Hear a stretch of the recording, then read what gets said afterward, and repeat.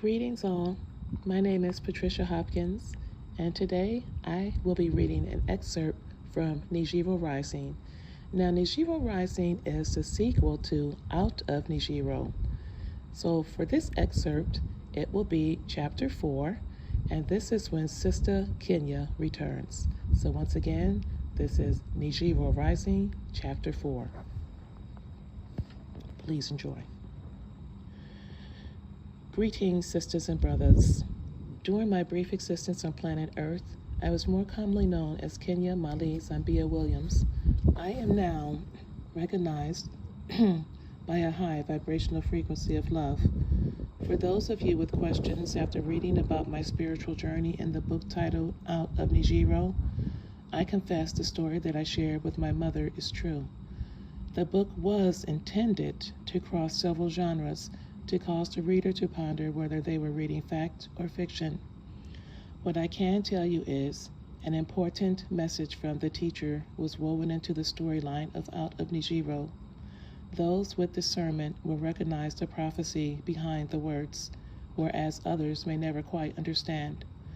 Ultimately, I hope that the truth behind the words makes its way through the reader's eye so that it may be processed with a sound mind and settle down deep in the heart where it takes root in love. Many have been called to help awaken God's children. I am one of the chosen, a spiritual conduit of the Most High God, the Creator, the Almighty, the One. She sends me to places, physically and spiritually, to help others progress along their journey to find the way. I go where I am told to go. I say what I am instructed to say. I do what I am told to do.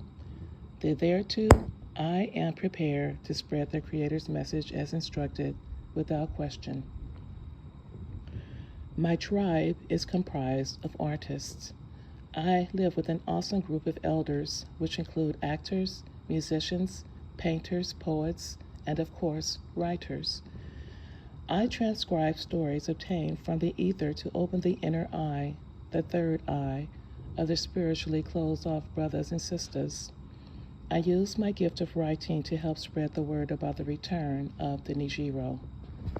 There are many ways to reach the children, including using the fine art of music, a popular method to bring peace, harmony, and love into the world. Music is a spiritual gateway into the subconscious mind.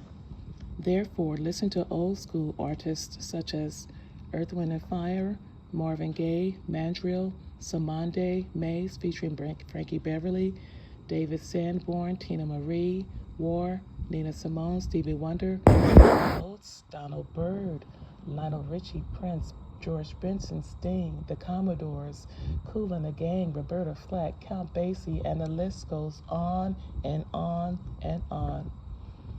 What I have learned is only a true musician can weave both uplifting and inspirational messages within the notes of their song. The elders are always busily creating wonderful artistic masterpieces to be put out into the world to help spread the word of the NIGIRO.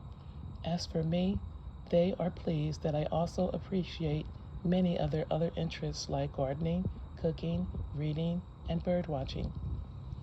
Speaking of the elders, let me tell you about one who resides in our village. I met a beautiful NIGIRO woman who was so ancient, so spiritual, and so powerful that she had no need to speak.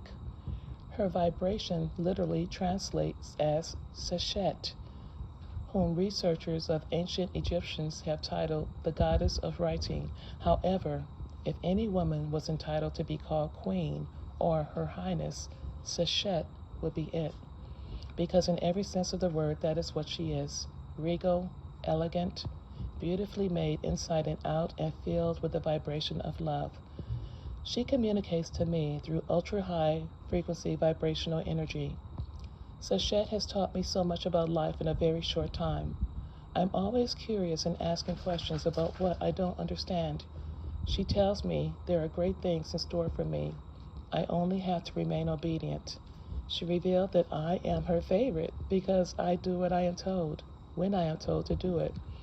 I am reminded to never question the guidance I receive from the teacher and to maintain my faith in the Creator, because the Creator is who we all serve.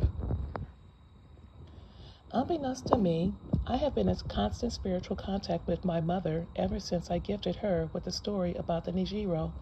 As a matter of fact, I often slip into the realm of another dimension where I see her balancing a demanding job, family responsibilities, and carving out the necessary time to get my book out in good enough shape to publish. The teacher knows the importance of the task given to my parents. Thus he provides them with supernatural wonders, but never more than they can handle. Natural occurrences such as thousands of white turtle doves gathered together in a cluster of highway-side trees, heavy snowstorms that magically appear on special occasions, a brilliant rainbow that tinges the sky yellow after a strong thunderstorm rumbles by. One time, my parents were outside catching some rays when a curious, out-of-season honeybee playfully buzzed my father's face as he read aloud a Bible passage from the Book of Kings. The teacher was delighted that he uncharacteristically brushed it away instead of stomping on it. With the teacher's recommendation, I steered them to purchase 2 beautiful Ankh rings as reminders of the Creator's eternal love. The rings include a stylized heart shaped representing Sankofa, the concept of it is not wrong to go back to that for which you have forgotten. My mother thinks the heart-shaped symbol resembles a mighty queen more so than a backwards-facing bird carrying an egg in its beak. She calls the symbol the Queen of Hearts, which amuses the teacher. My mother and father are both doing wonderfully, but I see the toll all this has taken on them.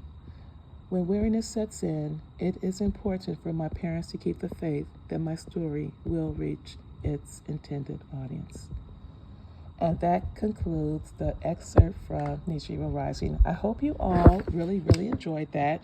Once again, that was chapter 4, and in the paperback version that was on page 39. You can pick up this book on Amazon. It's available in paperback and ebook. In the meantime, please continue to follow me on www.patriciaorhopkins.com, Instagram at Patricia R. Hopkins, and Facebook at author Patricia Hopkins. Thank you all for listening, and have a wonderful, peaceful, blessed day. Peace.